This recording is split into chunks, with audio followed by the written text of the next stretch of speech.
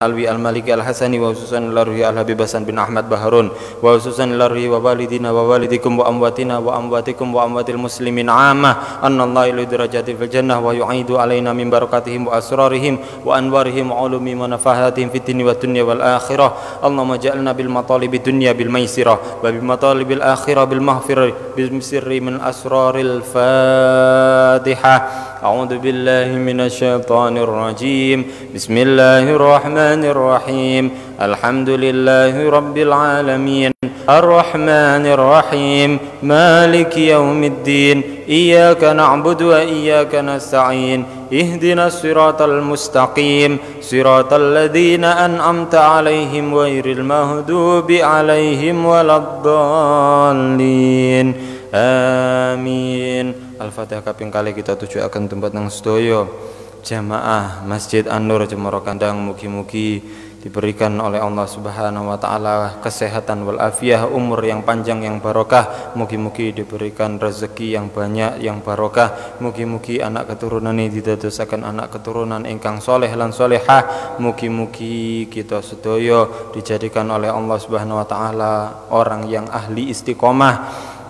Mugi-mugi kita ditutup akhir usia kita dalam keadaan husnul khatimah. Ala hadhihi niyya wa kullu niyatin salihah. Al-Fatihah. A'udzu billahi minasy syaithanir rajim. Bismillahirrahmanirrahim. Alhamdulillahi rabbil alamin. Arrahmanir rahim. Maliki yaumiddin. Iyyaka na'budu wa iyyaka nasta'in. Ihdinas siratal mustaqim. Siratal ladzina an'amta 'alaihim ghairil maghdubi 'alaihim waladdallin.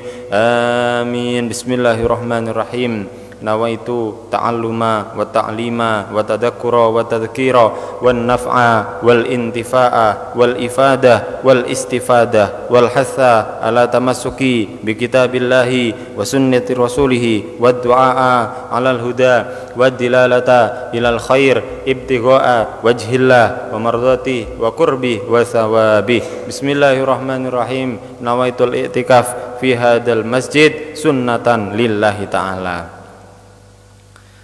Bismillah walhamdulillah wassalatu wassalamu ala rasulillah sayyidina wa maulana Muhammadin ibni Abdillah wa ala alihi wa sahbihi wa man walah wa la hawla wa la quwata illa billah, amma ba'du. Pertama lan paling utama monggo kita sami-sami senantiasa manjetaken puja lan puji syukur kehadirat Allah Subhanahu wa taala ingkang tansah pinaringan kita kesehatan wal afiyah sehingga kita sakit menjalani rutinitas ibadah di bulan puasa ini. Mugi-mugi Allah Subhanahu wa taala ngelancarakan ibadah kula kali panjenengan sedaya, amin ya rabbal alamin. Kedua kalinya sholawat lan ugi salam tak lupa kita haturaken dumateng baginda Nabi Muhammad sallallahu alaihi wasallam ingkang sampun nunjukaken kita dugi zaman kegelapan menuju zaman terang benderang, yaitu agama Islam. Ingkang kawula hormati lan kawula taati para masyayikh, para asatid, para takmir Masjid An-Nur, mugi-mugi Allah Subhanahu wa taala memberikan kita rahmat yang banyak, amin ya rabbal alamin. Ngelanjutaken dawuhipun Al-Imam Muhammad bin Muhammad Al-Ghazali di dalam kitabnya Ayyuhal Walad. Al-Faidatur Rabi'ah, faedah ingkang nomor sekawan. Anni ra'aitu ba'dal khalqi yadunnu syarafahu wa izzahu fi kasratil aqwam wal asyair. Aku telah melihat sebagian manusia beranggapan bahwa kemuliaan dan keluhuran itu terdapat pada banyaknya kaum dan keluarga.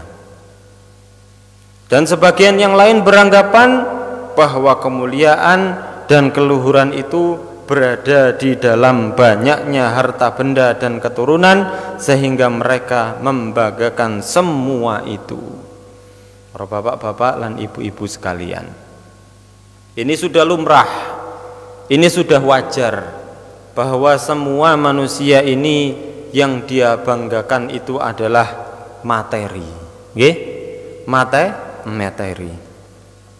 Dan pundi-pundi sapa kemawon pasti dia ini akan membanggakan materi yang dia miliki. Wa hasiba ba'dhum syarafa wal 'izza fi ghasbil amwal. Dan ada orang-orang yang lain dia beranggapan bahwa kemuliaan itu jika bisa merampas harta orang lain, menzolimi orang lain. Ini perbuatan yang bisa dilakukan oleh para penguasa. Ingkang gadai kekuasaan, ingkang gadai wilayah, ingkang gadai massa, pemimpin-pemimpin organisasi, pemimpin-pemimpin wilayah, maka dia ini bisa dengan kekuasaannya ini dengan mudah mendolimi orang lain. Na'udzubillahi min dzalik. Wa taqada ta'ifatun annahu fi itlafil mal wa israfi wa tabdziri. Dan sebagian orang lain meyakini bahwa kemuliaan itu berada dalam merusak harta dan hidup mewah berfoya-foya. Nggih. Semua yang kita miliki, harta ketika kita hidup di dunia ini hanyalah titipan. Titipan dari Allah Subhanahu wa taala. Kita bisa memanfaatkannya napa mboten. Disukani titipan donya, sawah, rumah, anak dan istri, kendaraan dan lain sebagainya. Kita bisa memanfaatkan napa mboten? Ini tergantung diri kita masing-masing. Kalau kita bisa memanajemen, kalau kita bisa membuat titipan Allah ini sebaik-baiknya, kita gunakan untuk hal yang baik agar mendekatkan diri kita kepada Allah, maka kita adalah orang-orang yang sukses. Nggih. Lek Kyai Zainuddin MZ niku rumiyin sampun dawuh, hiduplah kamu punya prinsip seperti tukang parkir. Prinsip hiduplah kamu seperti tukang parkir. Tukang parkir itu walaupun mobilnya kuatah, nggih, datang mobil satu persatu ke dekat dia, tapi dia nggak pernah sombong, nggih, mboten sombong. Kenapa? Karena tukang parkir dia tidak pernah merasa memiliki. Sepeda motor kathah, bagus-bagus, tapi dia juga tidak sombong karena dia tidak pernah merasa memiliki. Dia hanya dititipi. Begitu pula ketika mobil ini berlalu dari dia, pergi satu persatu hingga habis. Sepeda motor ini berlalu, pergi satu persatu hingga habis. Dia nggak pernah sedih, dia nggak pernah gundah gulana. Aduh, wis gak ono mobilku maneh, sepedaku maneh ndak ono. Mboten wonten tukang parkir yang bersedih. Kenapa? Karena dia hanya dititipi dan meyakini semua kendaraan tadi itu hanyalah sebuah titipan. Gesang kula kali panjenengan sedaya di dunia ini hanya sebentar. Semua yang kita miliki sekarang ini adalah titipan dari Allah Subhanahu wa ta'ala. Maka jangan sampai titipan ini membuat kita tinggi hati. Maka pun ngantos titipan-titipan yang diberikan oleh Allah Subhanahu wa ta'ala ini membuat kita ini sombong, merendahkan orang lain. Ulama-ulama terdahulu, mereka itu walaupun tinggi derajatnya, walaupun terkenal, walaupun mempunyai rotbah, manzilah, kedudukan yang mulia, akan tetapi mereka ini tidak pernah tinggi hati. Al-Imam Sayyidina Al-Faqih Al-Muqaddam Muhammad bin Ali Ba'alawi, beliau adalah salah seorang daripada ulama yang terkenal di zamannya di Yaman dan Hadramut. Dia ini adalah pendiri daripada Thariqah Alawiyah. Thariqah Alawiyah. Lek kula kali panjenengan sedaya kan Nahdlatul Ulama, nggih, Ahlus Sunnah wal Jamaah. Thariqahe napa? Thariqahe napa? Asy'ariyah, nggih, Asy'ariyah. Lek beliau ini adalah Ba'alawi, Alawiyah. Beliau pendiri Thariqah Alawiyah, Sayyidina Muhammad bin Ali Ba'alawi. Beliau mendapat julukan Al-Ustadul A'dham, guru yang agung. Ustad lek zaman dahulu seperti beliau nih. Lek zaman sakniki kan pun saged maos kedik pun saged menyampaikan sedikit tausiah pun dinamakan ustadz. Sebenarnya ustadz itu seperti beliau, Al Ustadzul A'dham Muhammad bin Ali Ba'alawi. Tapi beliau tidak gila panggilan, mboten dipanggil ustadz mboten noleh. Mas, mboten noleh lah niku. Tidak ada seperti itu. Beliau walaupun Ustadzul A'dham, ustadz yang agung, tapi beliau ini low profile. Kemuliaan beliau, ketinggian derajat beliau, beliau ini suatu ketika lupa mboten ziarah Nabiullah Hud. Lek ten Yaman niku wonten adat kebiasaan setiap tahunnya mengadakan khol Nabi Hud alaihissalam. Nabi Hud alaihissalam itu kuburannya ada di Yaman. Kuburannya ten atas bukit, panjangnya 15 meter. Diziarahi setiap 1 tahun sekali dan diadakan khol di situ. Suatu ketika beliau lupa. Al-Imam Sayyidina Faqih Al-Muqaddam niki lupa, lali, keliwat. Loh, dia ada di rumah. Loh, kemarin kayaknya khol Nabiullah Hud ini. Kok bisa saya lupa ini? Nggak datang. Karena uzur, karena banyaknya kesibukan beliau, akhirnya beliau lupa. Tiba-tiba beliau keluar dari rumahnya. Ada seseorang yang datang dari jauh. Cepat datang ini, memakai baju putih-putih, jubah putih, kemudian memakai serban putih. Cepat datang. Loh, siapa ini? Tiba-tiba sampai di depannya. Kemudian setelah sampai di depannya, orang ini langsung berteriak, "Wahai Sayyidina Faqih Al-Muqaddam, labaik, ya, ada apa? Kalau kamu enggak menziarahiku, kalau kamu tidak mendatangiku, maka aku yang mendatangi kamu." Loh, siapa panjenengan ini? Saya Hud alaihissalam, saya Nabi Hud alaihissalam. Saking mulianya beliau, saking tingginya derajatnya beliau. Tapi begitu tingginya derajat beliau, beliau tidak pernah lupa, tidak pernah gelap mata, tidak pernah sombong. Bahkan beliau ini kalau ke pasar itu berangkat sendiri, nggak pernah nyuruh orang, nggak pernah nyuruh murid-muridnya. Berangkat sendiri beliau ke pasar, beli ikan, dibawa pulang ke rumahnya, dibawa sendiri. Jadi ulama-ulama terdahulu, mereka ini mengajarkan kepada kita semua supaya kita ini hendaknya rendah hati, tidak sombong, tidak pernah berbangga akan dunia. Wa ta'amaltu fi qaulihi ta'ala, a'udzu billahi minasyaitonir rajim, inna akramakum indallahi atqakum. Lalu aku merenungkan firman Allah yang artinya sesungguhnya paling mulianya orang di sisi Allah Subhanahu wa taala dari kalian adalah yang paling bertakwa. Nggih. Wa taqattu annal Qur'ana haqqun shadiqun. Aku meyakini bahwa Al-Qur'an itu adalah sesuatu yang pasti kebenarannya.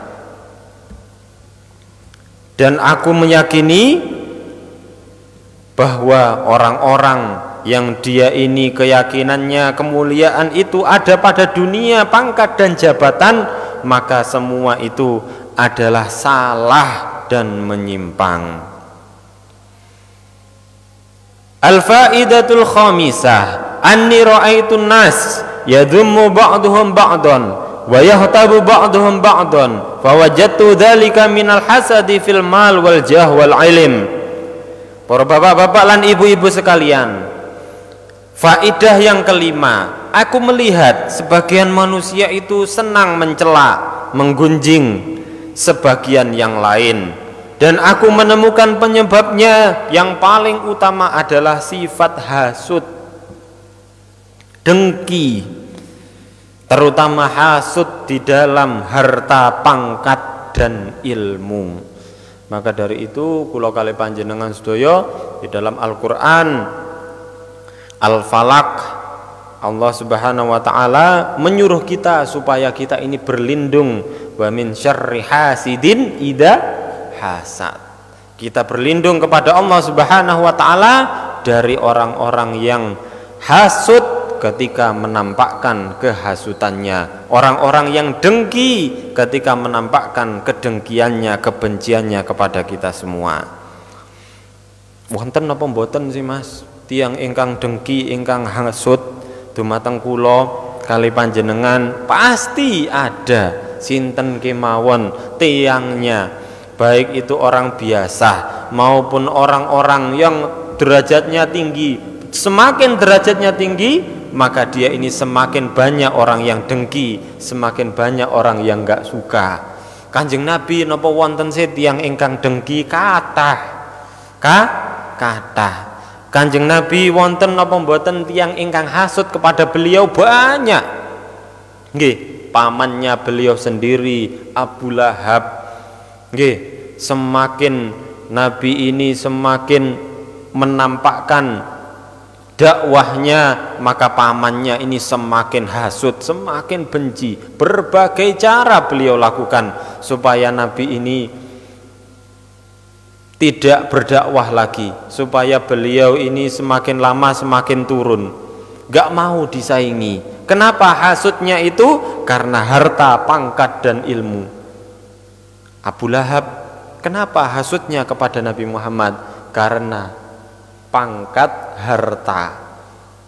Abu Lahab gak mau disaingi sama ponakane. Dia ini baru lahir, arek winginane, nggih. Tasik arek winginane, arek wingi iku sik tas niku. Lah, beliau ndak mau disaingi, beliau nggak mau dikalahkan, sehingga beliau tidak pernah di dalam hidupnya ini beliau ini ridho kepada dakwahnya Nabi Muhammad. Sampai akhir hayatnya niku beliau juga nggak ridho kepada dakwahnya Nabi Muhammad, padahal paman beliau sendiri. Nggih. Jadi Nabi Muhammad ini manusia, dia juga pernah dihasut, beliau juga pernah dimusuhi, beliau juga pernah dibenci oleh orang lain. Bukan hanya dimusuhi dohir saja, batin beliau juga dimusuhi.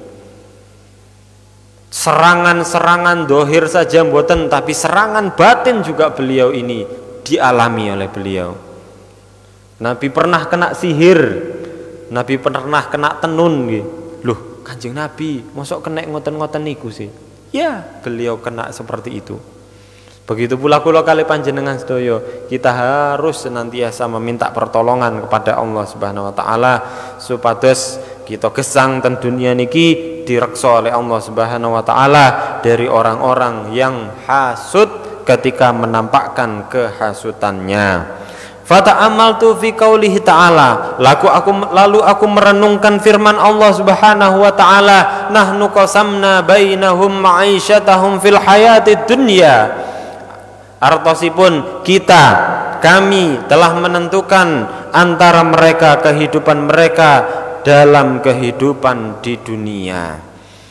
Kula kali panjenengan sedaya hidup di dunia ini semua sudah ditakar oleh Allah Subhanahu wa taala. Semua sudah dibagi oleh Allah Subhanahu wa taala. Yang ini bagiannya besar, yang ini bagiannya sedang, yang ini bagiannya kecil. Yang kecil ingin bagiannya ini menjadi lebih besar. Saged napa mboten? Walaupun dia berusaha sekuat tenaga, tapi kalau sudah takdirnya Allah Subhanahu wa taala, maka tidak akan pernah bisa berubah. Yang sedang pengen menjadi besar, banyak, dia berusaha sekuat tenaga tapi nggak pernah bisa. Kenapa? Karena memang sudah takerane dugi Gusti Allah sak monten. Nggih. Lek pun disukani oleh Allah Subhanahu wa taala sak cebuk nggih tetep sak cebuk. Lek disukani oleh Allah Subhanahu wa taala sak kaleng nggih tetep sak kaleng. Lek disukani oleh Allah Subhanahu wa taala sak tong nggih tetep sak tong. Walaupun dikurangi, walaupun disodakohkan sampai habis, balik malih sak tong. Walaupun yang satu kaleng dihabiskan semua, diberikan kepada orang, balik lagi satu kaleng. Karena semua sudah ditetapkan oleh Allah, karena semua sudah dibagi-bagi rata seadil-adilnya oleh Allah Subhanahu wa taala.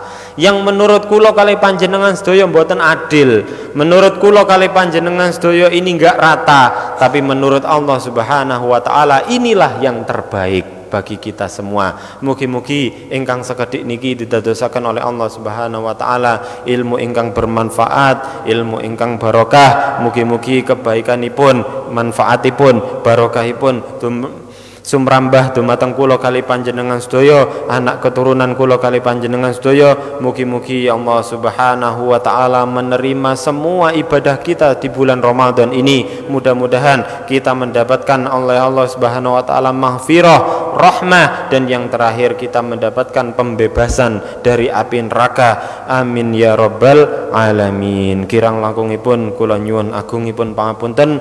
Wallahul musta'an wa ilahi tuklan. Wassalamualaikum warahmatullahi wabarakatuh. Allahumma sholli ala